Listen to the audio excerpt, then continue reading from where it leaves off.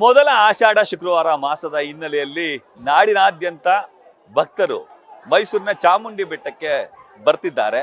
ದೇಶ ವಿದೇಶ, ರಾಜ್ಯ ಹೊರ ಜಿಲ್ಲೆಗಳಿಂದಲೂ ಕೂಡ ಈಗಾಗಲೇ ಭಕ್ತರು ಸರತಿ ಸಾಲಿನಲ್ಲಿ ದರ್ಶನವನ್ನ ಪಡೆದುಕೊಳ್ತಿದ್ದಾರೆ. 2,000 ರೂಪಾಯಿ ಹಾಗೂ 300 ರೂಪಾಯಿ ಕ್ಯೂ ಜೊತೆಗೆ ಸಾರ್ವಜನಿಕವಾಗಿ ಬರುವಂತಹ ಸಾರ್ವಜನಿಕ ದರ್ಶನಕ್ಕೂ ಕೂಡ ಹೆಚ್ಚಿನ ಸಂಖ್ಯೆಯಲ್ಲಿ ಭಕ್ತರು ಬರ್ತಿದ್ದಾರೆ. ಎಲ್ರಿಗೂ ಕೂಡ ಸುಸೂತ್ರವಾಗಿ ವ್ಯವಸ್ಥೆನ ಮಾಡಲಾಗಿದೆ. ನೀವು ದೃಶ್ಯದಲ್ಲಿ ಗಮನಿಸ್ತಿರ್ಬೋದು, ನನ್ನ ಹಿಂಭಾಗದಲ್ಲಿ ಹಾಕಿರುವಂತಹ ಈ ಒಂದು ಲೈನ್ ಇದೆಯಲ್ಲ, ಇದು 300 ರೂಪಾಯಿ ಲೈನ್. ಇನ್ನು ಚಾಮುಂಡಿ ಬೆಟ್ಟದ ತಪ್ಪಲಿಂದ ಇಳಿದು ಬರೋರ್ಗೆ, ಅಂದ್ರೆ ಮೇಲೆ ಬೆಟ್ಟಕ್ಕೆ ಹತ್ತು ಬರೋರ್ಗೆ ಉಚಿತವಾಗಿ ದರ್ಶನವನ್ನ ವ್ಯವಸ್ಥೆ ಮಾಡಲಾಗಿದೆ. ಅವ್ರಿಗೆ ಡ್ರೈ ಫ್ರೂಟ್ಸ್ ವ್ಯವಸ್ಥೆಯನ್ನು ಕೂಡ ಮಾಡಲಾಗಿದೆ. ಅದು ಕೂಡ ಕೇವಲ 2 ತಾಸಿನಲ್ಲಿ ದರ್ಶನ ಆಗುವ ರೀತಿಯಲ್ಲಿ ವ್ಯವಸ್ಥೆನ ಮಾಡಿದ್ದಾರೆ.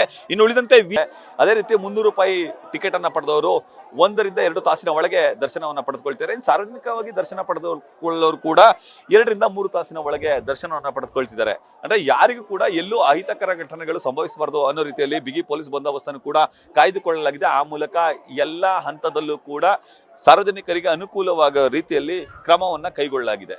ಆ ಮೂಲಕ ನಾಡ ಅಧಿದೇವತೆ ಚಾಮುಂಡಿ ತಾಯಿಯ ಮೊದಲ ಆಷಾಢ ಶುಕ್ರವಾರ ಮಾಸ ಎಲ್ಲರ ಕಣ್ಮನ ಸೆಳೀತಿದೆ. ಕ್ಯಾಮರಾಮನ್ ವಿನಯ್ ಜೊತೆ ರವಿ ಪಾಂಡವಪುರ, ನ್ಯೂಸ್ ಫಸ್ಟ್, ಚಾಮುಂಡಿ ಬೆಟ್ಟ, ಮೈಸೂರು.